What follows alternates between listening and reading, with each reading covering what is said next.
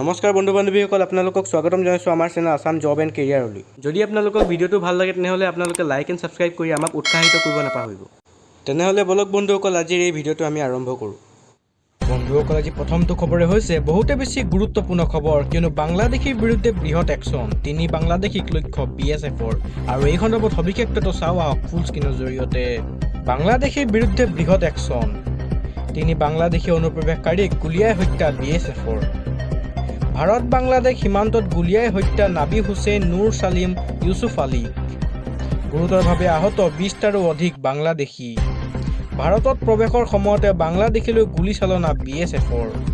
চিপাহীজালা জিলাৰ পথাৰিয়াদৰ সীমান্তত এই ঘটনা সংঘটিত হৈছে। ত্ৰিপুৰাত BSFে গুলীয়াই হত্যা কৰে 3 বাংলাদেশী। বাংলাদেশীৰ বিৰুদ্ধে বৃহৎ একশ্যন, 3 বাংলাদেশী অনুপ্ৰৱেশকাৰীক গুলীয়াই হত্যা BSFৰ। ভাৰত বাংলাদেশ সীমান্তত গুলীয়াই হত্যা নবী হুছেইন, নুৰ ছালিম, ইউছুফ আলী। বন্ধুসকল, আজি দ্বিতীয়টো গুৰুত্বপূৰ্ণ খবৰ হৈছে শপত গ্ৰহণৰ পূৰ্বে মুখ্যমন্ত্ৰী হিমন্ত বিশ্ব শৰ্মাৰ বিৰুদ্ধে প্ৰতিবাদ। আৰু এই সন্দৰ্ভত সবিশেষ তথ্য চাওঁ আহক ফুল স্ক্ৰীনৰ জৰিয়তে। শপত গ্ৰহণৰ পূৰ্বে মুখ্যমন্ত্ৰী হিমন্ত বিশ্ব শৰ্মাৰ বিৰুদ্ধে প্ৰতিবাদ। হিমন্ত বিশ্ব পুনৰ মুখ্যমন্ত্ৰী হ'লে মিয়া জীয়াই থাকিব নোৱাৰিব। হিমন্ত বিশ্বৰ কঠোৰ স্থিতিৰ বাবে এতিয়া হাহাকাৰময় সৃষ্টি হৈছে পৰিৱেশ। মুছলমান শান্ত জাতি, আমাৰ খং উঠিলে কাৰো নিষ্ঠাৰ নাই। আমি কোনো হিন্দুক জীয়াই থাকিবলৈ নিদিওঁ। ভাৰতত থকা প্ৰতিজন হিন্দুক এটা এটাকৈ শেষ কৰি দিয়া হ'ব। ভাৰতলৈ আহি সকলো মন্দিৰ ভাঙি দিয়াৰ হুংকাৰ বাংলাদেশী। শুভেন্দু, নৰেন্দ্ৰ মোদী, হিমন্ত বিশ্ব শৰ্মা, যোগীও মুছলমানৰ ওচৰত ক্ষমা খুজিব লাগিব। পশ্চিমবংগত বিজেপি চৰকাৰ অহাৰ পিছতে এতিয়া হাহাকাৰ লাগিছে বাংলাদেশত। আল্লাহু আকবৰ ধ্বনি দি ভাৰতীয় হুংকাৰ বাংলাদেশৰ মৌলবী। আমি ভাৰত দখল কৰিম বুলি হুংকাৰ বাংলাদেশী মিয়াৰ। ভাৰতত দখল কৰিবলৈ 3 ঘণ্টাৰো সময় নালাগে। যদি 40 কোটি মুছলমানৰ খং উঠে, ভাৰতৰ হিন্দুসকল জীয়াই থাকিব নোৱাৰিব। ভাৰতৰ বিৰুদ্ধে কঠোৰ হ'বলৈ পাকিস্তানৰ ওচৰত হাত পাতিছে বাংলাদেশী মৌলবীয়ে। বন্ধুসকল, আজি তৃতীয়টো গুৰুত্বপূৰ্ণ খবৰ হৈছে চলন্ত ৰেলত ভয়ংকৰ ঘটনা। চলন্ত ৰেলত ভয়ংকৰ ঘটনা। ৰহস্যজনক গেছ নিৰ্গমৰ বাবে অসুস্থ ইজনৰ পিছত সিজন যাত্ৰী।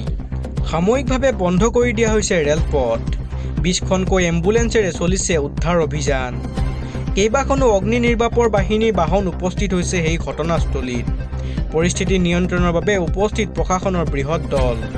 চকুৰ বিষ আৰু শ্বাস প্ৰশ্বাসৰ সমস্যাত ভোগা 13জনকৈ যাত্ৰীৰ অৱস্থা সংকটজনক। এতিয়া টকিঅ'ৰ সমীপৰ ৰেলত ৰহস্যজনক এই গেছ নিৰ্গমক লৈ এতিয়া চাঞ্চল্যৰ সৃষ্টি হৈছে। বন্ধুসকল, আজি পৰৱৰ্তীটো খবৰ হৈছে বহুতে বেছি গুৰুত্বপূৰ্ণ খবৰ, কিয়নো দেশত নাটনি হ'ব পাৰে পেট্ৰল আৰু ডিজেলৰ। দেশবাসীক সতৰ্ক হ'বলৈ প্ৰধানমন্ত্ৰী নৰেন্দ্ৰ মোদীৰ আহ্বান। আৰু এই সন্দৰ্ভত সবিশেষ তথ্য চাওঁ আহক ফুল স্ক্ৰীনৰ জৰিয়তে। দেশত নাটনি হ'ব পাৰে পেট্ৰল আৰু ডিজেলৰ। নাটনি হ'ব পাৰে গেছ আৰু ৰাসায়নিক সাৰৰ। দেশবাসীক সতৰ্ক হ'বলৈ প্ৰধানমন্ত্ৰী নৰেন্দ্ৰ মোদীৰ আহ্বান। পৰাপক্ষত পেট্ৰল আৰু ডিজেলৰ ব্যৱহাৰ হ্ৰাস কৰক। কাৰ পুলিং কৰক, ৰাজহুৱা পৰিবহণৰ সুবিধা লওক। Work from home video' conferencing পুনৰ আৰম্ভ কৰক। বিদেশ ভ্ৰমণ নকৰিব। দেশত নাটনি হ'ব পাৰে পেট্ৰল আৰু ডিজেলৰ। বন্ধুসকল, আজি পৰৱৰ্তীটো গুৰুত্বপূৰ্ণ খবৰ হৈছে দ্বিতীয়বাৰলৈ অসমৰ মুখ্যমন্ত্ৰীৰ চকীত বহিব ডক্টৰ হিমন্ত বিশ্ব শৰ্মা। ঐতিহাসিক ক্ষণৰ সাক্ষী হ'ব ৰাজ্যবাসী। আৰু এই বন্ধুসকল, সবিশেষ তথ্য চাওঁ আহক ফুল স্ক্ৰীনৰ জৰিয়তে। দ্বিতীয়বাৰলৈ মুখ্যমন্ত্ৰী হ'ব ডক্টৰ হিমন্ত বিশ্ব শৰ্মা। অসমত তৃতীয়বাৰলৈ বিজেপি চৰকাৰে জনতাৰ সেৱাৰ বাবে ল'ব শপত। মুখ্যমন্ত্ৰীৰ শপত গ্ৰহণক লৈ খানাপাৰাৰ খেলপথাৰত চলিছে এতিয়া যুদ্ধকালীন পৰিস্থিতি। প্ৰায় 50,000 জনসাধাৰণক মুখ্যমন্ত্ৰীৰ শপত গ্ৰহণ অনুষ্ঠানলৈ আদৰিবলৈ সাজু মহানগৰ প্ৰশাসন। কাইলৈ পুৱাই 10:45 প্ৰধানমন্ত্ৰীৰ বিমান অৱতৰণ কৰিব অসমৰ ভূমিত। পোনে পোনে খানাপাৰাৰ মুখ্যমন্ত্ৰীৰ শপত গ্ৰহণ সমাৰোহত উপস্থিত হ'ব প্ৰধানমন্ত্ৰীগৰাকী। দিনৰ 11:40 শুভ সময়ত মুখ্যমন্ত্ৰী হিচাপে জনতাৰ আশীষ লৈ শপত ল'ব ডক্টৰ হিমন্ত বিশ্ব শৰ্মাই। মুখ্যমন্ত্ৰীৰ শপত গ্ৰহণ অনুষ্ঠানত প্ৰধানমন্ত্ৰীৰ উপৰিও উপস্থিত থাকিব দেশৰ গৃহমন্ত্ৰী আৰু প্ৰতিৰক্ষা মন্ত্ৰী। দেশৰ কেইবাগৰাকীও কেন্দ্ৰীয় মন্ত্ৰী উপস্থিত থাকিব এই অনুষ্ঠানত। বিজেপি শাসিত ৰাজ্যৰ 21জন মুখ্যমন্ত্ৰীয়েও কৰিব এই বিশাল সমাৰোহত অংশগ্ৰহণ। অনুষ্ঠানত উপস্থিত থাকিব দেশৰ কেইবাগৰাকীও উদ্যোগপতি। মংগলবাৰে ৰাইজৰ আশীষ লৈ ৰাইজৰ সৈতে মংগল যাত্ৰাৰ বাবে সাজু হৈছে পুনৰ বিজেপি চৰকাৰ। ভিআইপি ভিভিআইপিৰ ভিৰৰ মাজতো এগৰাকী ছাত্ৰীলৈ প্ৰথম অতিথিৰ মৰ্যাদা মুখ্যমন্ত্ৰী হিমন্ত বিশ্ব শৰ্মাৰ।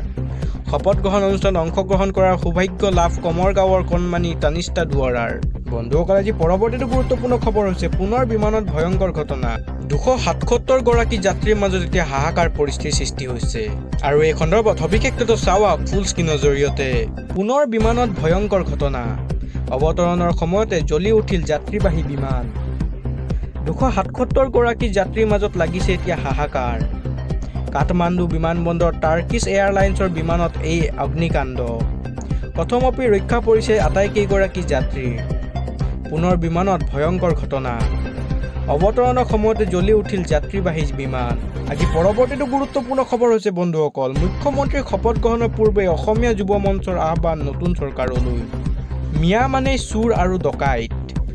গাড়ী চোৰৰ পৰা নকল সোণ নকল টকা সকলোতে জড়িত মিয়া।